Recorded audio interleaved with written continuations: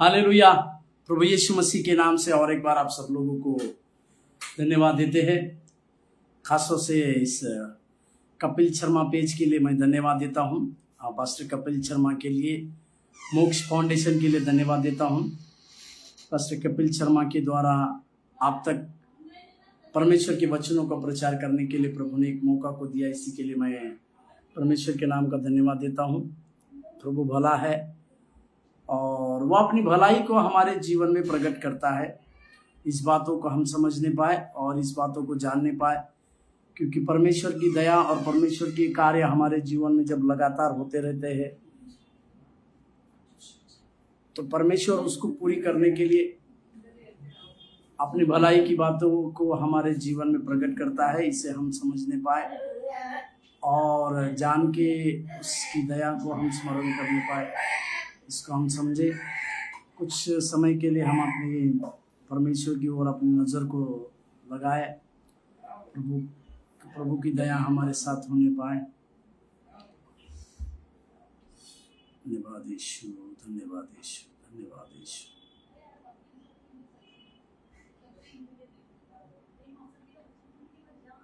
Jesus, thank you, Lord.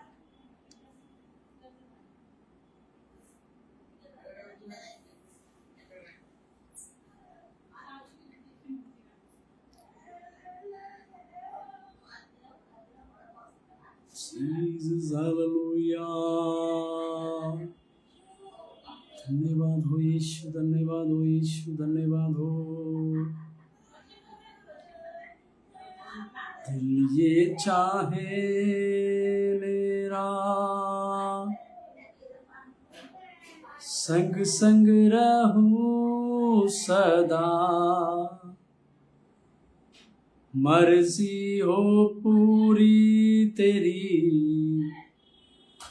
है ये तमन्ना मेरी। दिल ये चाहे मेरा संग संग रहो सदा, मर्जी हो पूरी तेरी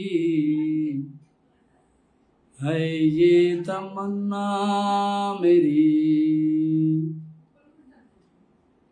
यीशु मेरे प्यारे सनम, मन में बसे मेरे हरदम। यीशु मेरे प्यारे सनम, मन में बसे मेरे हरदम। हालेलुया। तेरा धन्यवाद देते हैं राजाओं के परमेश्वर। हालेलुया। धन्यवाद हो प्रभु, धन्यवाद हो प्रभु, धन्यवाद हो प्रभु, धन्यवाद हो प्रभु।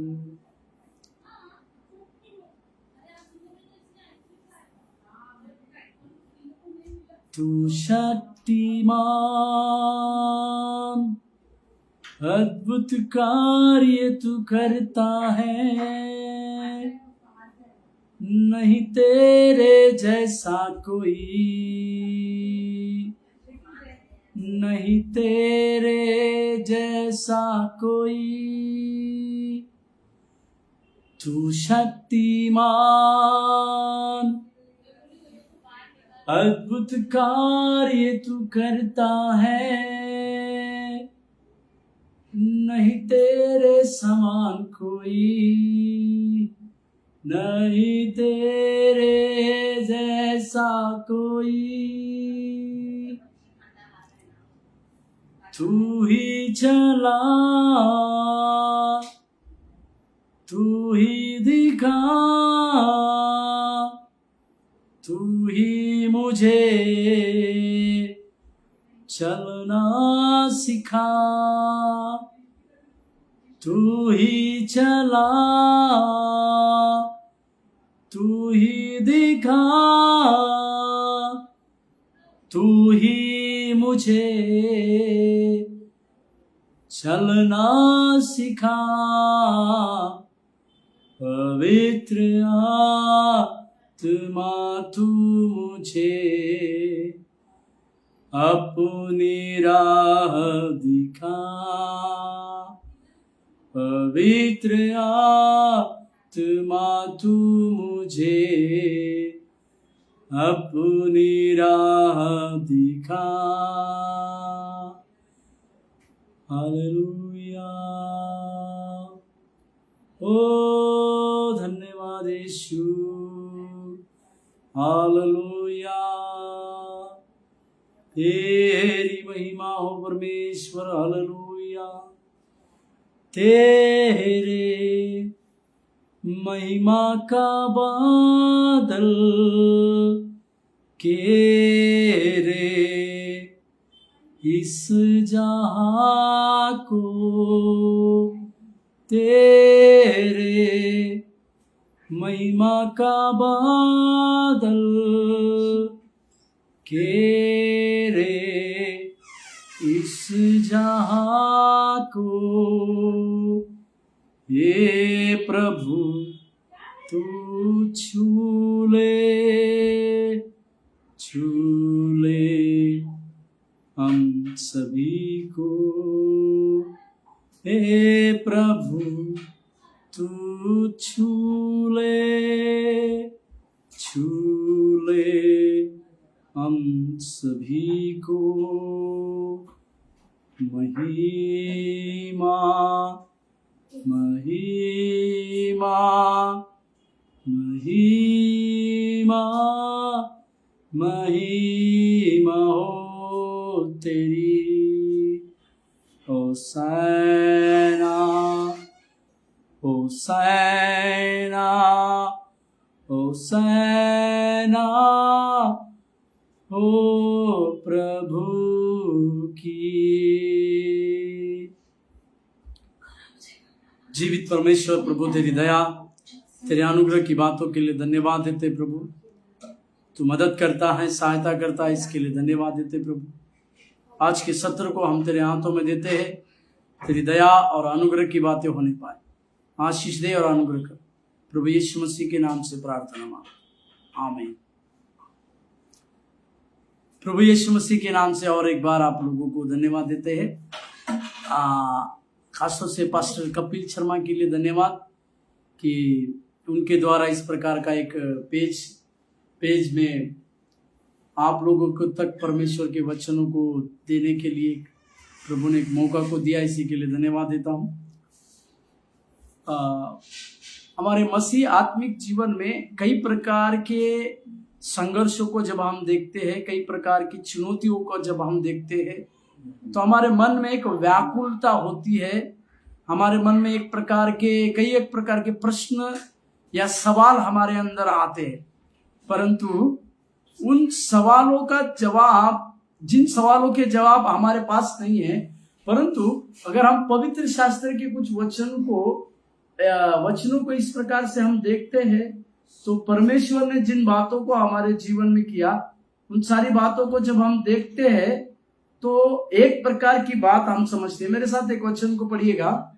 एक वचन को मैं आपके लिए पढ़ता हूं, मेरे साथ खोलिएगा। यूहन्ना रचित सुसमाचार की पत्री, यूहन्ना रचित सुसमाचार की पत्री, उसके 20वें अध्याय, यूहन्ना रचित सुसमाचार की पत्री उसके 20वें अध्याय और उसके 30वें वचन को मैं पढ़ रहा हूं।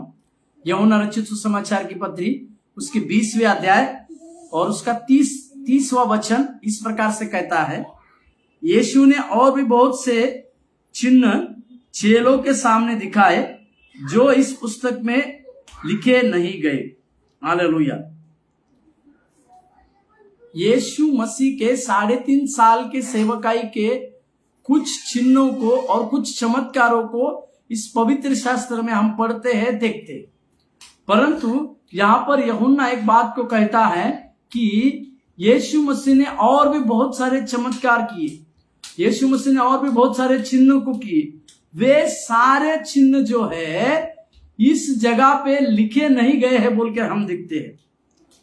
और इस पुस्तक में ये सारे प्रकार के चिन्ह चमत्कार जो है नहीं लिखे गए हैं बोलकर देखते। इसका मतलब यीशु मसीह ने अपने सेवकाई के 3.5 साल की सेवा में जितने चिन्ह चमत्कारों को किया वो क्या था, उसे हम कहेंगे कि शुरुआत कहेंगे। प्रभु यीशु मसीह ने जितने चिन्ह चमत्कार किए वे सारे एक प्रकार की शुरुआत की बातें थी। प्रभु यीशु मसीह ने सारे चिन्ह चमत्कारों को जो किया वो एक शुरुआत था, परंतु उसका अंत प्रभु यीशु मसीह ने नहीं किया। इसका मतलब क्या है, यीशु मसीह ने हर एक चमत्कारों का शुरुआत की और उसका अंत करने के लिए परमेश्वर ने आपको और मुझको रखा है, जो कि कई एक प्रकार के चिन्ह चमत्कारों का हम अंत कर सके। प्रभु के नाम की महिमा और प्रशंसा होने पाए। और एक वचन मैं आपके लिए पढ़ता हूं उसी अध्याय का उसी किताब का, यूहन्ना रचित सुसमाचार उसके 21वें अध्याय, यूहन्ना 21वें अध्याय और 25वें वचन को मैं इस प्रकार से पढ़ रहा हूं। यूहन्ना का 21वें अध्याय और उसका 25वां वचन। यूहन्ना 21वें अध्याय का 25वें वचन में इस प्रकार से कहा है, और भी बहुत से काम हैं जो यीशु ने किए, यदि वे एक एक करके लिखे जाते तो मैं समझता हूं कि पुस्तकें जो लिखी जाती वे संसार में भी न समाती। हालेलुया। फिर से यूहन्ना इस बात की पूर्ति करता है कि यीशु मसीह ने और भी कई एक सारे चमत्कार किए। वे सारे के सारे चमत्कार अगर इस किताब में, पवित्र शास्त्र की किताब में अगर लिखे जाते तो कई एक प्रकार की किताबें लिखी जाती थी, और वो कई एक किताबें लिखने के बावजूद भी यीशु मसीह के जितने चिन्ह चमत्कार है उनके लिए किताबें बस नहीं होती थी। Hallelujah, hallelujah. मेरा आज का विषय में मैं 3 W के बारे में आपको प्रचार करने पर हूं। जैसे आप स्क्रीन पर देख रहे, मैं 3 W के बारे में आपको प्रचार करना चाहता हूं। 3 W का, जैसे हम उसको www करके जब हम देखते हैं, किसी भी वेबसाइट को अगर बनाना है, नेट में अगर आप किसी भी वेबसाइट को अगर बनाते हैं तो उसमें www आता है। तो उसी तरह से www, इसका मतलब 3 बार के W को मैं आपको प्रचार करूंगा। ये 3 बार के www जो है, ये आपके और मेरे जीवन के लिए एक बहुत अच्छी बात है। इन तीनों W से आपको और मुझको गुजरने की आवश्यकता है। आपको अपने दिए हुए नित्य समय को ध्यान में रखते हुए 3 प्रकार के W के बारे में आज हम 3 प्रकार के W के बारे में हम ध्यान से सीखेंगे और उसमें से कुछ बातों को हम देख पाएंगे। सबसे पहला W जो है, जिसे मैं इस प्रकार से करूंगा, वॉल, या उसे कहेंगे दीवार। पर ये एक दीवार को, या हम इस प्रकार से कहेंगे, दीवार मतलब प्रोटेक्शन को दर्शाता है। जब हम लोग मसीह जीवन को जीते हैं तो परमेश्वर ने कुछ बातों को ना करने के लिए हमारे लिए एक दीवार को दिया जाता है। उस दीवार को मैं प्रोटेक्शन के रूप में देखता हूं। मतलब इस प्रकार की बातों को हमारे आत्मिक जीवन में करने की आवश्यकता नहीं, क्योंकि पौलुस इस प्रकार से कहते हैं कि हमें शारीरिक नहीं परंतु आत्मिक बातों के ओर ध्यान देना है। एक वचन को पढ़िएगा, कुलुस्सियों का पत्री उसके 3 अध्याय के पहले वचन। कुलुस्सियों का पत्री उसके 3 अध्याय के पहले वचन।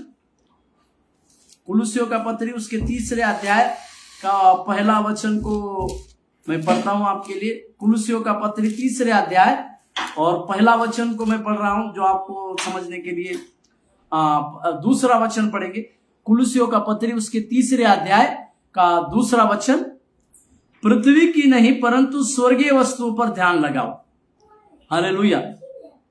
इस बात को आप और मैं समझने पाए कि हमारे लिए पृथ्वी भर की जो चीजें दी जाती है या जिसके बारे में हम सोचते हैं, उन सारी चीजों को हमें पृथ्वी की बातों को ना सोचते हुए स्वर्ग की बातों की ओर सोचने की आवश्यकता है।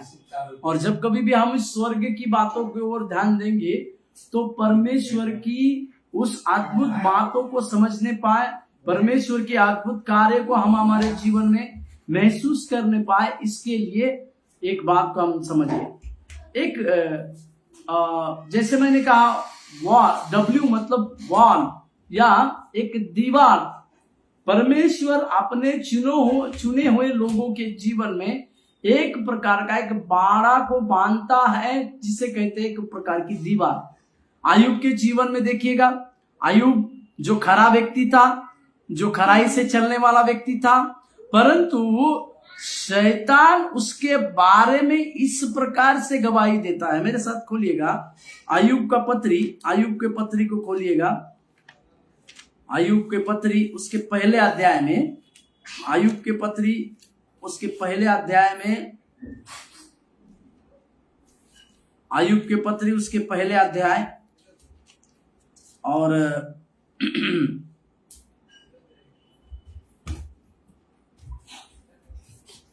सबसे पहले परमेश्वर की गवाही जो है उसके बारे में, आयुब के बारे में परमेश्वर की गवाही को शैतान के सामने परमेश्वर कहते हुए हम देखते हैं।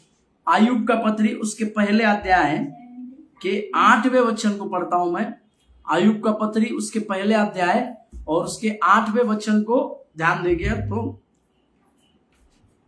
यहोवा ने शैतान से पूछा, क्या तूने मेरे दास आयुब पर ध्यान दिया है? क्योंकि उसके तुल्य खरा और सीधा और मेरा भय मानने वाला और बुराई से दूर रहने वाला मनुष्य और कोई नहीं है। प्रभु के पवित्र नाम की महिमा और प्रशंसा होने पाए। यहां पर खुद परमेश्वर शैतान के सामने आयुब के लिए एक गवाही को देते हैं, एक बड़ी गवाही को बताते हैं। वो ये है कि आयुब उस समय में खरा, सीधा और परमेश्वर का भय मानने वाला व्यक्ति था बोलकर। प्रभु के पवित्र नाम की महिमा और प्रशंसा होने पाए। उस आयुब को अगर भजन संहिता के पहले अध्याय के अनुसार अगर हम देखेंगे तो उस आयुब को हम इस प्रकार की बातों के लिए तुलना कर सकते हैं कि आयुब किस प्रकार से व्यक्ति था। भजन संहिता का पत्र उसके पहले अध्याय के 3 वचन का वो व्यक्ति था। भजन संहिता का पत्र पहले अध्याय के 3 वचन का वो व्यक्ति था। भजन संहिता 1:3 में इस प्रकार से लिखा हुआ है, वह उस वृक्ष के समान है जो बहती नालियों के किनारे लगाया गया है और अपनी रीति में फलता है और उसके पत्ते कभी मुरझाते नहीं। इसीलिए जो कुछ वह पुरुष करे वह सफल होता है। प्रभु के पवित्र नाम की महिमा और प्रशंसा होने पाए। इसका मतलब आयुब के सफलता का राज क्या था? तो परमेश्वर का भय को मानना। जो परमेश्वर के भय मानते हैं, परमेश्वर उनके जीवन में बहुतायत से आशीष करता है, बहुतायत से उनके जीवन में फलों को लाता है। इस बातों को हम देखते हैं और समझते हैं। और इसी बातों को अगर हम देखेंगे तो वहां पर एक बात को समझना है कि आयुब के लिए परमेश्वर ने एक बाड़ा को बांधा था या एक दीवार को बनाया था। इसी के लिए शैतान जब 90वें वचन में जब कहता है, 10वें वचन में, पहला आयुब की पत्री पहला अध्याय का 10वां वचन, आयुब पहला अध्याय का 10वां वचन में क्या लिखा है?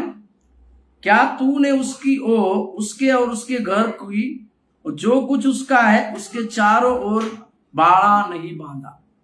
इसका मतलब क्या है? शैतान इस बात को देखता है कि आयुब के सफलता का राज क्या है, आयुब के आशीषित होने का राज क्या है, आयुब के जीवन में वो खरा पुरुष निकलने का क्या है? तो वो है उसके पास परमेश्वर ने आयुब के आसपास एक बाड़ा को बनाया था, या उस बाड़े को मैं इस प्रकार से कहूं, वो एक दीवार है या वो एक वॉल है बोल के मैं कहना चाहूंगा। जिस पहले W के बारे में हम सीख रहे हैं, वो पहला W है वॉल, या उसी वॉल को मैं प्रोटेक्शन कहूंगा। जैसे आदम को परमेश्वर ने बनाया और आदम को बनाने के बाद परमेश्वर ने उसके एक छोटी सी आज्ञा दी कि सभी प्रकार के फल तू बिना कट के खा सकता है, परंतु जो बुद्धि देने वाला और वो जीवन का वृक्ष जो है उसे ना तो छूना ना तो खाना बोलकर परमेश्वर के वचन में लिखा हुआ है। प्रभु के पवित्र नाम की महिमा और प्रशंसा हमारे संग होने पाए।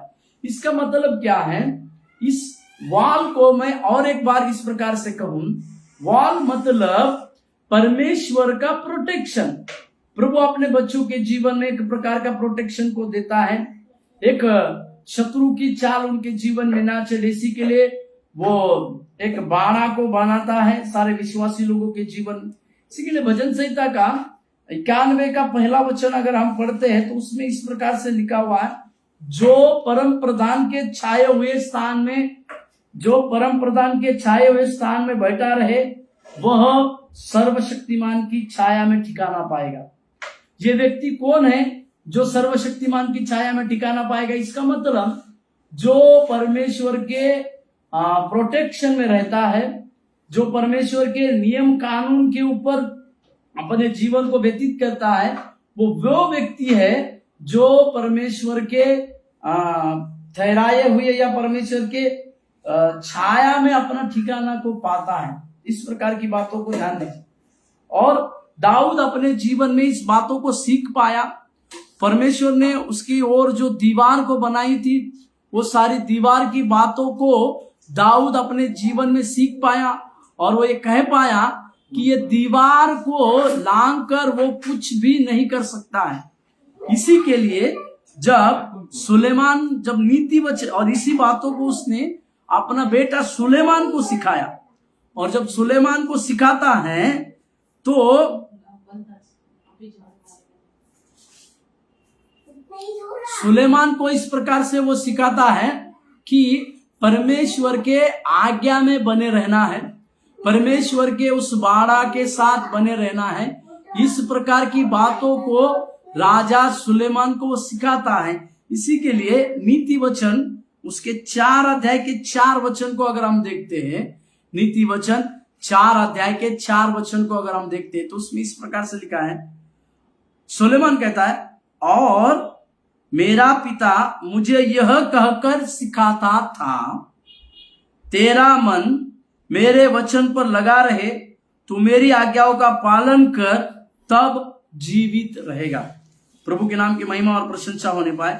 यहां पर दाऊद ने परमेश्वर के अधीन में रहकर या परमेश्वर के प्रोटेक्शन में रहकर जो जो बातों को सीखा, वे सारी बातें जो है अभी अपना पुत्र सुलेमान को वो समझाता है, सुलेमान को वो सुलेमान को दिखाता है, समझाता है। प्रभु के पवित्र नाम की महिमा और प्रशंसा होने पाए। और इस प्रकार से भी नीति वचन उसके 3 अध्याय उसके 5वें और 6वें वचन में भी राजा सुलेमान इस प्रकार से कहते हैं। नीति वचन उसका 3 अध्याय, नीति वचन उसका 3 अध्याय 5वां और 6वां वचन इस प्रकार से कहता है, तू अपनी समझ का सहारा ना लेना, वरन संपूर्ण मन से यहोवा पर भरोसा रखना। 6 उसी को स्मरण करके सब काम करना, तब वह तेरे लिए सीधा मार्ग निकालेगा। हालेलुया। प्रभु के पवित्र नाम की महिमा और प्रशंसा होने पाए। यहां पर वो इस प्रकार से कहता है सुलेमान की, मेरे पिता से मैंने इन सब बातों को सीखा, मेरे पिता के उन वचनों को जो मैंने सीखा, उसी वचनों को वो अपने जीवन में अंगीकार कर रहा है, उसी वचनों को वो जीवन भर में संभालते हुए देखते हैं और उसी वचनों को वो अपने जीवन में लागू करते हुए देखते हैं। इस बात को आप और हम समझने की आवश्यकता है। पहला जो W है उसे हम एक वॉल को कहते हैं या एक दीवार कहते हैं। इसी दीवार को मैं प्रोटेक्शन बोलता हूं, यानी परमेश्वर के जितने बच्चे लोग हैं उन सारे बच्चे लोगों को, उन सारे जो उसके नाम के ऊपर विश्वास करते हैं, ऐसे सारे लोगों के लिए परमेश्वर एक दीवार को बनाता है जो दीवार रहने के चलते शत्रु उनके जीवन में कुछ भी प्रकार के डिस्टरबेंस को नहीं ला सकता या उस दीवार को लांग नहीं सकता। पर जब हम इस सुरक्षा को तोड़ देते हैं, इस दीवार को हम लांग देते हैं या दूर चले जाते हैं, उस समय में परमेश्वर का सुरक्षा हमारे जीवन से चला जाता है और शत्रु की कई एक प्रकार की बातें हमारे जीवन में चली आती है या शत्रु का आक्रमण हमारे जीवन में चला आता है। प्रभु के पवित्र नाम की महिमा और प्रशंसा होने पाए। इसके लिए एक वचन मैं आपके लिए पढ़ना चाहूंगा। मेरे साथ एक वचन को पढ़िएगा।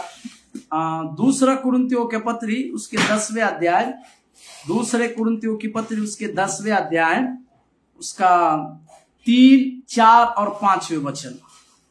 दूसरा कुरिन्थियों की पत्री उसके 10वें अध्याय 3, 4 और 5 वो इस प्रकार से लिखा हुआ है, क्योंकि यद्यपि हम शरीर में चलते फिरते हैं तो भी शरीर के अनुसार नहीं लड़ते, क्योंकि हमारी लड़ाई के हथियार शारीरिक नहीं पर गढ़ों को ढा देने के लिए परमेश्वर के द्वारा सामर्थ्य है।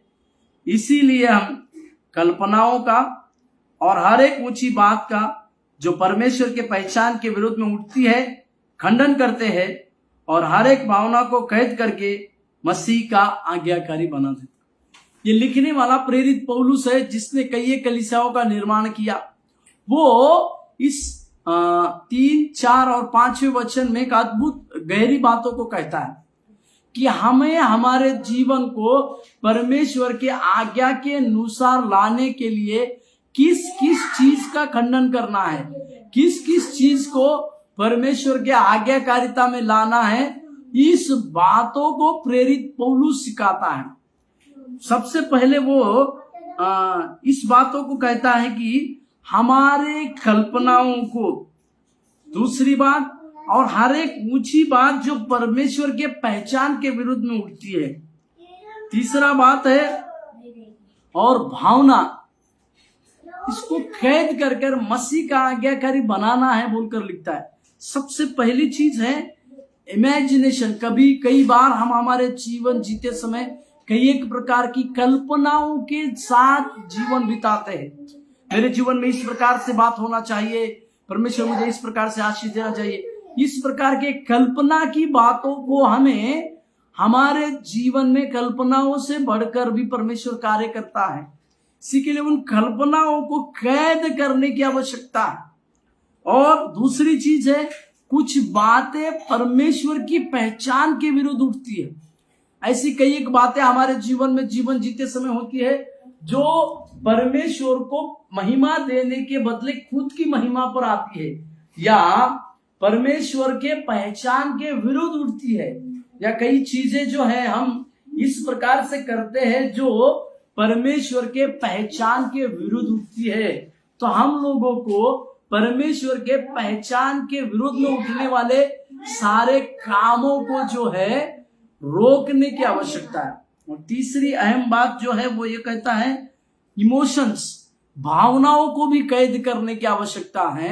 इस भावनाओं को कैद करने के बाद हम हमारे जीवन में जो मसीह जीवन जी रहे हैं, जो एक दीवार को लगाया हुआ जीवन है या सुरक्षा देने वाला जो जीवन है, उसी में हम अपने जीवन को दायरे में लेकर जी सकते हैं। इस प्रकार की बातों को आपको और मुझको समझने की आवश्यकता है। प्रभु के पवित्र नाम की महिमा और प्रशंसा होने पाए, क्योंकि इस प्रकार के जीवन को जीते समय हम हमारे जीवन में कई एक प्रकार की बातों को करते हैं। राजा सुलेमान का जो प्रार्थना जो है, इसी के आधार पर उसने एक प्रार्थना को, एक मन्नत भरी प्रार्थना को किया बोलकर हम देखते। मेरे साथ खोलिएगा नीति वचन का पत्री उसके 30वें अध्याय, नीति वचन का पत्री उसके 30वें अध्याय 7, 8 और 9 वचन में पढ़ रहा हूं। जो वचन प्रेरित पौलुस ने लिखा दूसरा कुरिन्थियों 10वें अध्याय 3, 4, 5 में, उसी तरह की एक प्रार्थना या उसी तरह का वरदान जो है यहां पर राजा सुलेमान मांगता है, उसे हम देखते हैं। मेरे साथ खोलिएगा नीति वचन उसका 30वें अध्याय 7, 8 और 9 वचन। वो कहता है, मैंने तुझसे 2 वर मांगे हैं, इसीलिए मेरे मरने से पहले उन्हें मुझे देने से मुंह ना मोड़। 8वां वचन, अर्थात व्यर्थ और झूठी बात मुझसे दूर रख, मुझे ना तो निर्धन कर और ना धनी बना, प्रतिदिन की रोटी मुझे खिलाया कर। ऐसा ना हो कि जब मेरा पेट भर जाए तब मैं इनकार करके कहो कि यहोवा कौन है, या अपना भाग खाकर चोरी करूं और अपने परमेश्वर का नाम अनुचित रीति से ले लूं। इस बातों को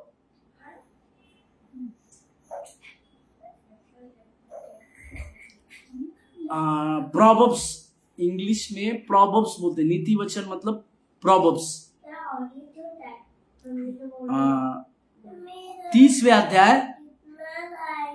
अध्याय उसके 7, 8 और 9 वचन। Proverbs 13 chapter 7, 8, 9। राजा सुलेमान अपने जीवन की अद्भुत वर को मांगने वाली एक प्रार्थना को करता है। वही प्रार्थना को, वही बातों को जो प्रेरित पौलुस कल्पनाओं को कैद करने के बारे में, हर एक ऊंची बात जो परमेश्वर के पहचान के विरुद्ध में उठती उसको खंडन करने के बारे में, और अपनी भावनाओं को कैद करने के बारे में जो लिखता है, उसका उदाहरण के रूप में मैंने आपको इस सुलेमान का वरों को बताया। वो क्या बोलता है, मुझे ना तो धनी बना ना तो निर्धन कर, बस आज की रोटी मुझे दे दे। क्योंकि उसका कारण कहता है, अगर तूने मुझे धनी बनाया तो मैं इस प्रकार से कहूंगा, अहंकार में आकर, घमंड में आकर मैं इस प्रकार से कहूंगा कि कौन परमेश्वर। इसी के लिए वो ये कहता है कि मुझे तू धनी निर्धन मत बना। अगर मैं गरीब बन गया तो मैं चोरी करूंगा और चोरी करने के द्वारा तेरे नाम का निंदा होगा। प्रभु के पवित्र नाम की महिमा और प्रशंसा। ये पहला W जो है, जिसको मैंने एक दीवार को कहा, या मैं इस दीवार को एक प्रोटेक्शन कहता हूं। मतलब परमेश्वर के ढांचे में या परमेश्वर के सुरक्षा में रहने की बातें। मेरे मसीह प्रियो, मेरे मसीह सेवकों, मैं आज आपको ये कहना चाह रहा हूं, आपको और मुझको परमेश्वर के इसी दीवार में रहने की आवश्यकता है। परमेश्वर के इसी सुरक्षा कवच में रहने की आवश्यकता है। और ये सुरक्षा कवच क्या है, तो हमें परमेश्वर के अधीनता में रह के परमेश्वर के वचनों को अपने जीवन में लागू करने के द्वारा अपने जीवन को बिताना, इसे ही कहते हैं ये दीवार। प्रभु के पवित्र नाम की महिमा। दूसरा W मैं आपको बोलना चाह रहा हूं। दूसरा W का मतलब है वॉरियर, या उसे हम योद्धा के रूप में कहते हैं। मेरे साथ एक वचन को पढ़िएगा, इफिसियों की पत्री उसका 6 अध्याय का 10वां वाक्य, जिसको हम जानते हैं। दूसरा W मतलब वॉरियर। आप और हम मसीह के लिए एक वॉरियर की भूमिका में हैं, क्योंकि हम हम उस नाश होने वाली आत्माओं के प्रति परमेश्वर के लिए मध्यस्थता करने वाले एक वॉरियर होने की आवश्यकता है। इफिसियों के पत्री उसके 6 अध्याय के 10वें वचन को मैं पढ़ रहा हूं। इफिसियों का पत्री उसके 6 अध्याय के 10वें वचन में इस प्रकार से लिखा हुआ है, इसीलिए प्रभु में और उसकी शक्तियों में, इसीलिए प्रभु में और उसकी शक्ति के प्रभाव में बलवंत होते जाओ। उसका 12वां वचन, 6 अध्याय के 12वें वचन, इफिसियों का पत्र 6 अध्याय के 12वें वचन में, क्योंकि हमारा यह मलयुद्ध लहू और मांस से नहीं, परंतु प्रधानों से, अधिकारियों से और इस संसार के अंधकार के हाकिमों से और उस दुष्टता के आत्मिक सेनाओं से है जो आकाश में है। हालेलुया।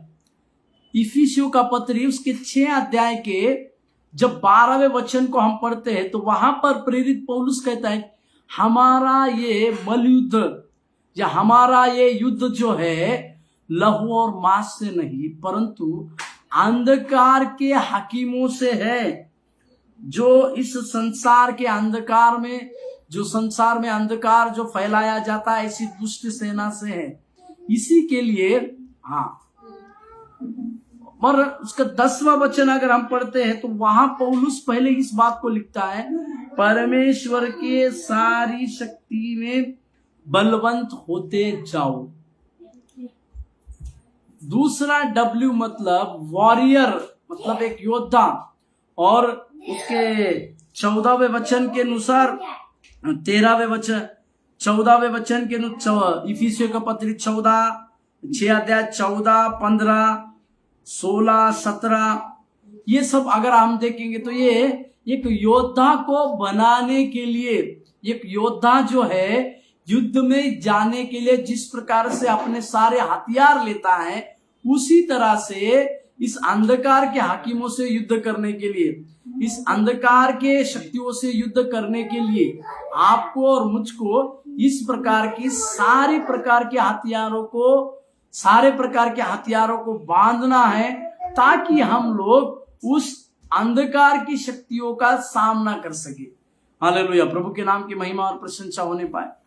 ये अंधकार की शक्तियां जो है जो हमें दिखती नहीं है, इसी के लिए पौलुस कहता है कि हमारा ये मलयुद्ध, यस वॉरियर, हमारा ये मलयुद्ध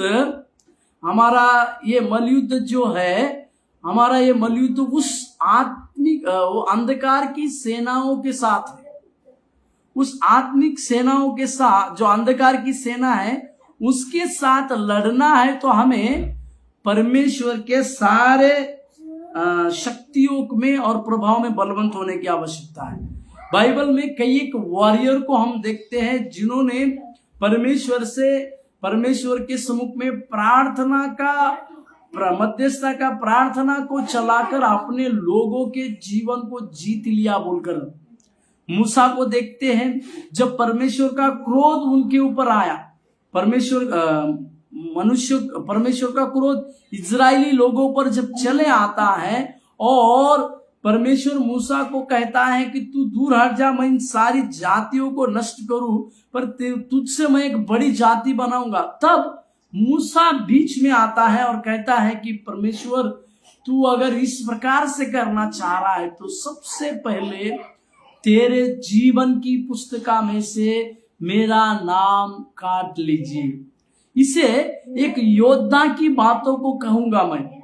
योद्धा का मतलब है अपने लोगों का बचाव के लिए, अपने लोगों का बचाव करने के लिए खड़े रहना।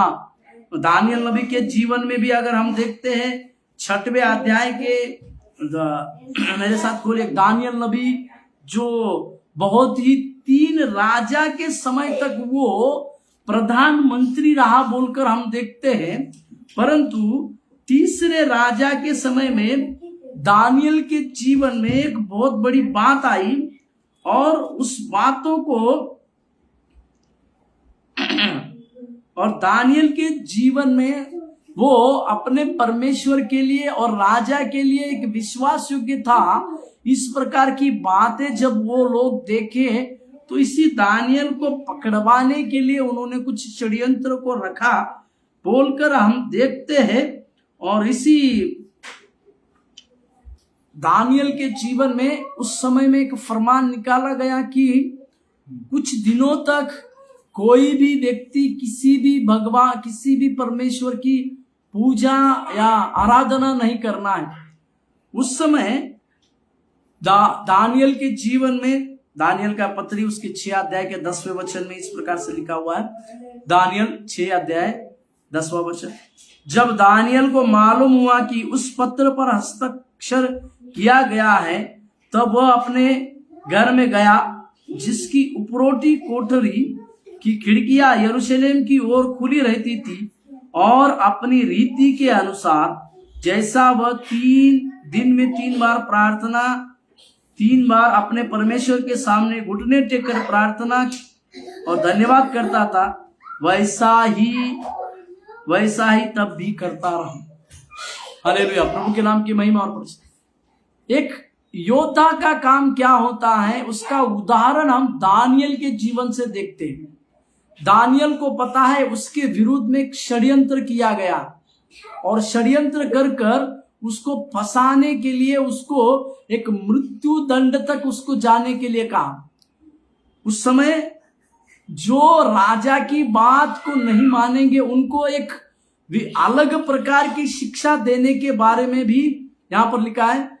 उन जो लोग राजा की बातों को नहीं मानेंगे उनको सिंह की मांद में डालने की, सिंह की गुफा में डालने की बातों को एक अजीब सी सजा के बारे में हम देखते हैं।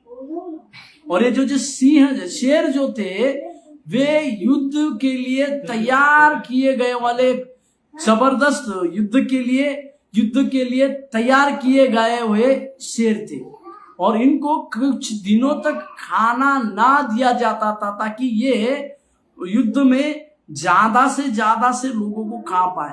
इस प्रकार के शेरों के मान में, सिंह की मान में जो है दानियल को फेंका जाने की बातों को जब दानियल ने सुना कि इस प्रकार से फरमान निकल चुका है तो वो डरा नहीं। वॉरियर का सबसे बड़ा काम, किसी भी परिस्थिति, कोई भी परिस्थिति आए वो कभी डरेगा नहीं। वो हर एक परिस्थिति का सामना करने के लिए डटे रहेगा, बने रहेगा। हालेलुया, प्रभु के नाम की महिमा और प्रशंसा। और अपने रीति के अनुसार वो दिन में 3 बार प्रार्थना करना नहीं छोड़ा। जो वॉरियर होते हैं वो जगत उनके बारे में क्या कहती है, जगत की बातें कुछ भी क्यों ना हो, परंतु ये वॉरियर जो है वो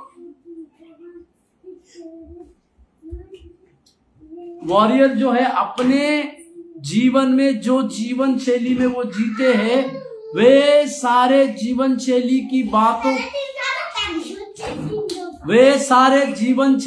बातों को वो अपने जीवन के अनुसार नहीं, परंतु एक वॉरियर के अंदर आने के बाद जैसे वो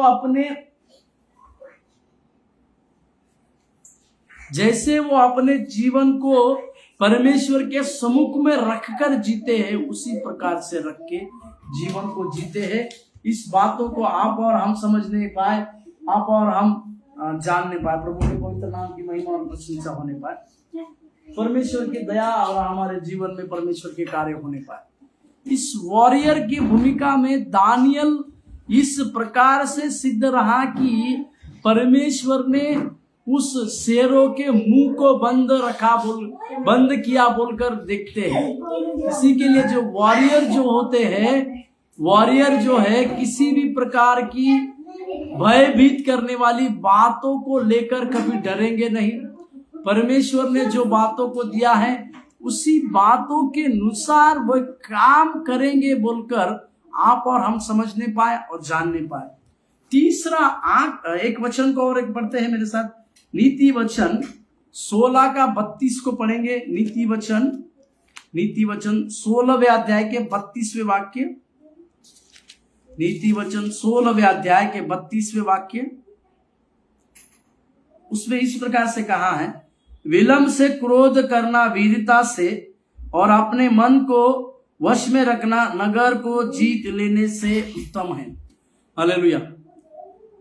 विलंब से क्रोध करना मतलब यहां पर अपने आप को नियंत्रण में रहना। इस वॉरियर का और एक बात रहता, अपने आप को नियंत्रण में रखना। किसी भी प्रकार की बातें क्यों न हो, वातावरण की किसी भी प्रकार की बातें क्यों न हो, शासन से या किसी गवर्नमेंट से किसी भी प्रकार के उनके विरोध में कुछ शासन बनाए क्यों न जाए, पर विलंब से क्रोध करने की बात या अपने आप को नियंत्रण में रहना। जो नियंत्रण में रहते हैं, वॉरियर को नियंत्रण में रहने की आवश्यकता है। कुछ भी बातें क्यों न हो, अपने आपे से खोने की आवश्यकता उनको नहीं है। तो एक वॉरियर का जीवन में एक नियंत्रण रहना बहुत जरूरी है। तीसरा W जो है उसे मैं ये कहूंगा विनर या विजेता। तीसरा W जो है विनर या विजेता के रूप में है। मेरे साथ एक वचन को पढ़िएगा, मेरे साथ एक वचन को पढ़िएगा।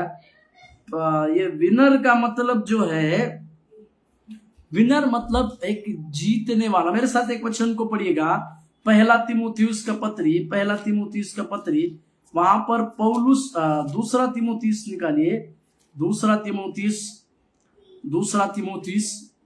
सेकंड तीमुथियुस चैप्टर 4 7 और 8। दूसरा तीमुथियुस 4 अध्याय 7वें वचन और 8वें वचन को मैं पढ़ रहा हूं।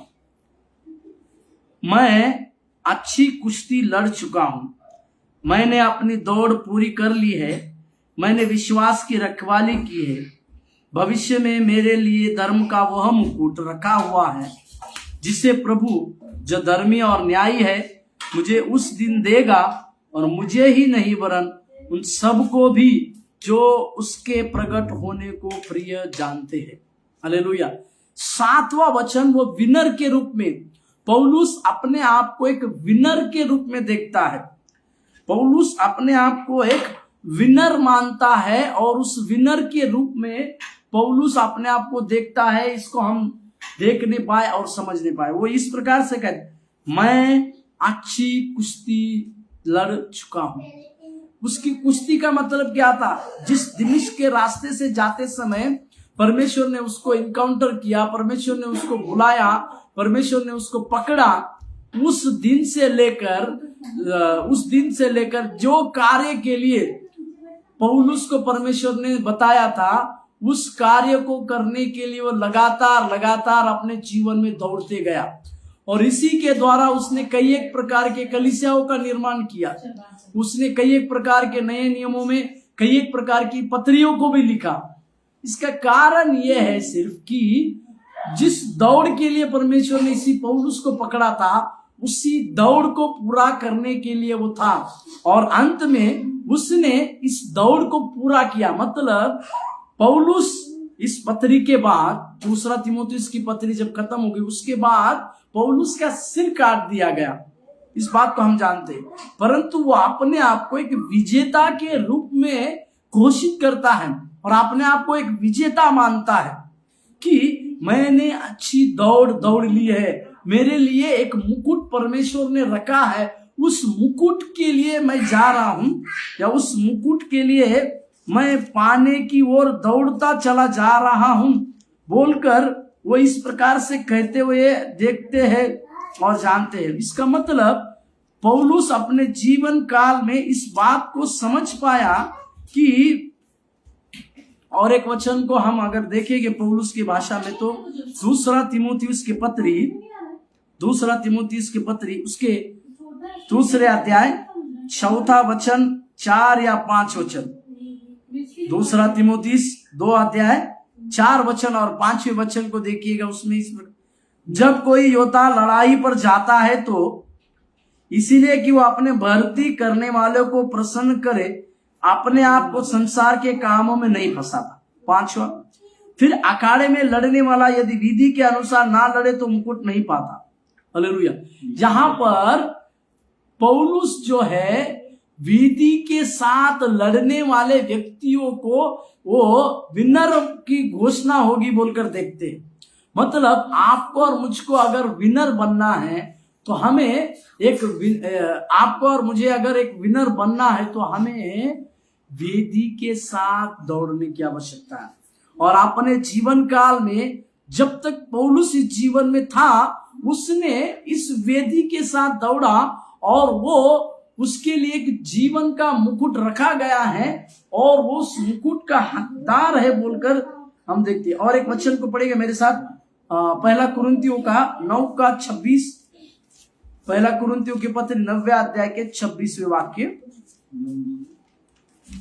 9वें अध्याय के 26वें वाक्य, उसमें इस प्रकार से कहते हैं, इसीलिए मैं तो इसी रीति से दौड़ता हूं, परंतु लक्ष्य ही नहीं, मैं भी इसी रीति से मुक्कों से लड़ता हूं, परंतु उस समान नहीं जो हवा पीटता हुआ लड़ता है। इसका मतलब, और एक वचन पढ़िएगा, पहला कुरिन्थियों का 9वें अध्याय 25वें वचन, 9 का 25, पहला कुरिन्थियों 9 का 25 में इस प्रकार से लिखा है, हर एक पहलवान सब प्रकार का संयम करता है, वे तो एक मुरझाने वाले मुकुट को पाने के लिए यह सब करते हैं, परंतु हम तो उस मुकुट के लिए करते हैं जो मुरझाने का नहीं। हालेलुया, हालेलुया, प्रभु के पवित्र नाम की महिमा। मतलब यहां पर पौलुस का कहना यह है कि मैं एक, जो जगत के लोग जो है एक मुरझाने वाले एक मुकुट के पीछे दौड़ते हैं, परंतु मैं वो नहीं मुरझाने वाले मुकुट के लिए दौड़ता हूं। मतलब जिस दमिश्क के रास्ते से परमेश्वर ने जिस पौलुस को पकड़ा, अपने सेवा कार्य के लिए पकड़ा, उस आखिरी तक विश्वास योग्य बनकर उसी पौलुस के साथ, उसी परमेश्वर के साथ जीवन बिताने के लिए वो दौड़ते जाता है। इस बातों को समझाने के लिए, इस बातों को सिखाने के लिए पौलुस दौड़ा जाता है। इसके बारे में देखते हैं। प्रभु के पवित्र नाम की महिमा और प्रशंसा होने पर एक व्यक्ति जिसके बारे में बाइबल में बार बार कुछ बातों को कहते हैं, वो व्यक्ति यीशु मसीह के सारे चिन्ह चमत्कारों में शामिल था।